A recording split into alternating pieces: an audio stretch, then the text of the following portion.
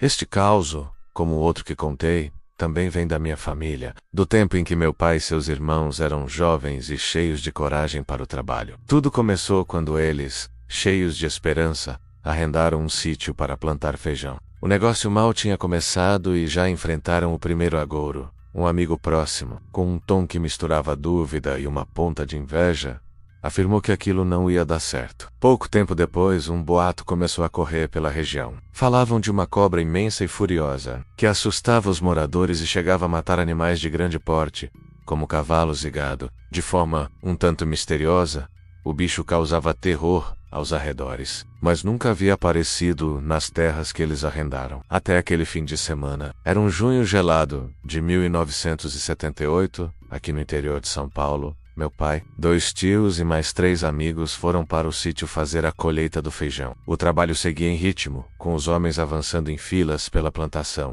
De repente, meu tio mais velho, que ia à frente, parou abruptamente. Ali, atravessado no meio do caminho, estava algo que desafiava a lógica. Não era um galho, era o corpo de uma cobra, tão absurdamente grosso que a plantação de feijão não era baixa o suficiente para revelar onde começava sua cabeça ou terminava seu rabo. Apenas uma parte do seu corpo colossal era visível. O silêncio foi quebrado pela voz tensa do meu tio. Ele pousou a caixa que carregava no chão e pediu ao meu pai: "Me passa um enxadão." Com um movimento rápido, ele desferiu um golpe forte no animal. A reação foi imediata e aterrorizante. A cobra explodiu em uma fúria violenta, contorcendo-se e chicoteando o ar, quebrando os pés de feijão como se fossem palitos por onde passava. O som da plantação se partindo e a visão daquela criatura enfurecida fez o sangue de todos gelar. O medo foi tamanho que eles largaram tudo e correram, com os cabelos da nuca arrepiados pela cena. Era uma jararacuçu, mas de um tamanho anormal, com estimados 2,5 metros de puro músculo e agressividade. Na semana seguinte, a decisão foi unânime.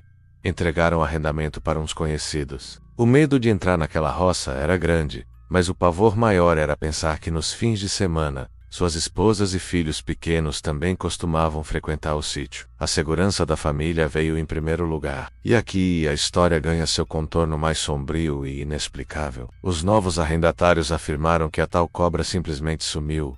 Nunca mais foi vista por ninguém na região. Aquele golpe de enxadão, que deveria ao menos tê-la ferido, aparentemente, não fez efeito algum. Ela só apareceu enquanto minha família estava lá. Então a dúvida ficou plantada para sempre. Seria apenas uma cobra muito velha e territorial, defendendo seu espaço?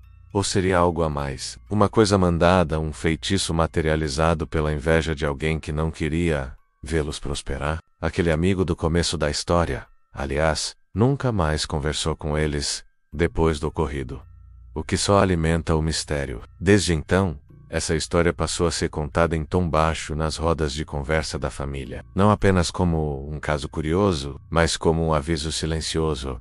O mal pode se disfarçar de muitas formas, menos até mesmo de preocupação ou amizade. A serpente da inveja talvez não tenha sido apenas carne e escamas, mas uma manifestação daquilo que muitos preferem ignorar, que existem forças que se alimentam da inveja, do rancor e do desejo de ver o outro fracassar. Se era bicho ou feitiço, ninguém sabe ao certo. Mas naquela roça, naquele inverno de 78, algo mais do que o feijão estava sendo colhido. Talvez um destino que por pouco não ceifou mais do que o trabalho. E você, acredita que existem coisas que só aparecem para quem está sendo invejado? Ou tudo isso não passa de coincidência e superstição? Conta para mim nos comentários. E até o próximo relato aqui no Diário Assombrado.